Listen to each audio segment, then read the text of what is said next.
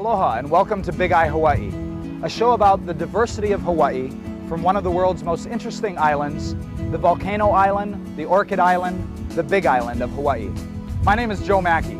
From snow-capped mountains to lava flows into the sea, the island of Hawaii is home to many of Mother Nature's most beautiful creations. This beauty is also found in the people of Hawaii, which transcends to what is known as the Aloha spirit.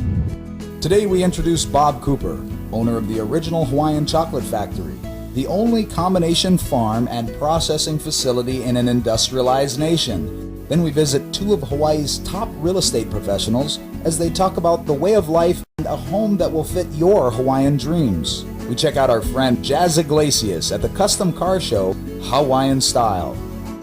We asked two doctors who are experts in their fields about the crystal meth ice epidemic that grips our island home and what we can do about it. How does it feel to win the first Grammy ever for Hawaiian music? Well, we asked producer Charles Michael Brotman, who brings the award home to the islands. We'll be right back with more Big Eye Hawaii.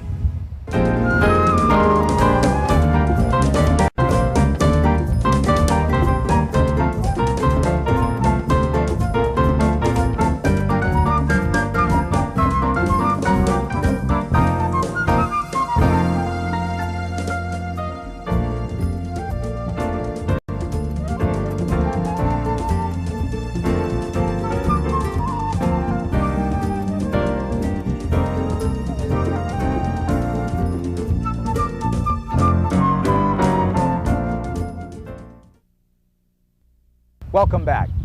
Music plays a big part in Hawaii history and culture. In fact, Hawaiians are credited with their own style of music, which is still a fixture in the islands today. Many musicians from around the world have gravitated towards Hawaii to seek out and learn from the masters of this beautiful music that enchanted them. Slack key guitar is still a relatively unknown art form until now. For the first time in its 47-year history, the world's most prestigious music award gave Hawaiian music its own category. And history was made when the winner of that category was, you guessed it, a slack key guitar album. Hawaii was proud that night, and I think the rest of the world was paying close attention. Big Eye Hawaii caught up with the winner, Charles Michael Brotman, who just so happens to live right here on the Big Island.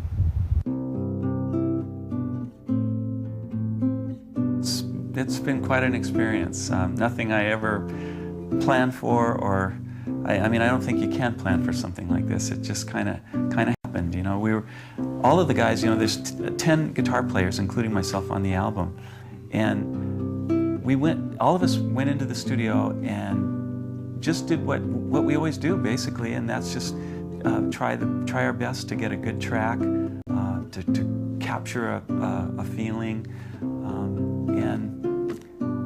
and that's what we did.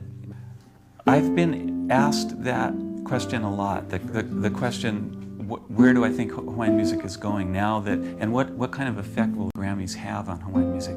It's a huge question, and it could go many different directions all at the same time, and I think it probably will. There are going to be a lot of people doing traditional albums in order to meet the category requirements. My hope is that there's going to be a number of completely new styles of music that draw on traditional elements.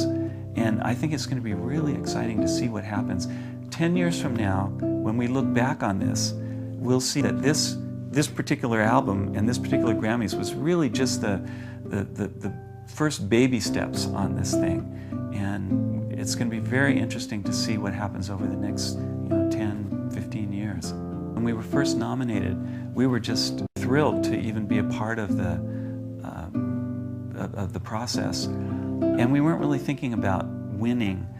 But as we got a little bit closer to the actual awards, we started to think, well, you know, with the popularity of slack key guitar and the popularity of acoustic guitar in the mainland, we figured that we were probably at least in the running, and that made it pretty exciting. The day of the event, we got up in the morning and we're pretty nervous, and started getting more and more nervous, more and more excited as we got closer to the event. And of course, sitting in our chairs, sitting in the seats as they were calling the categories and getting closer and closer to our categories was kind of nerve-wracking experience. To tell you the truth, I wanted to win. I hoped that we would win, but I also thought, well, if we don't win, it'll kind of be a relief because I won't have to get up and make a speech. And the Grammy goes to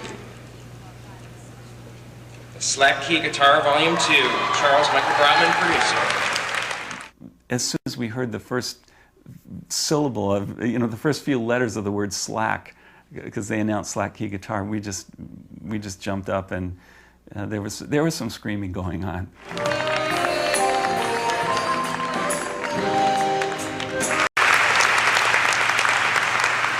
We know that we wouldn't be here today if it wasn't for past generations of musicians in Hawaii that dedicated their lives to music.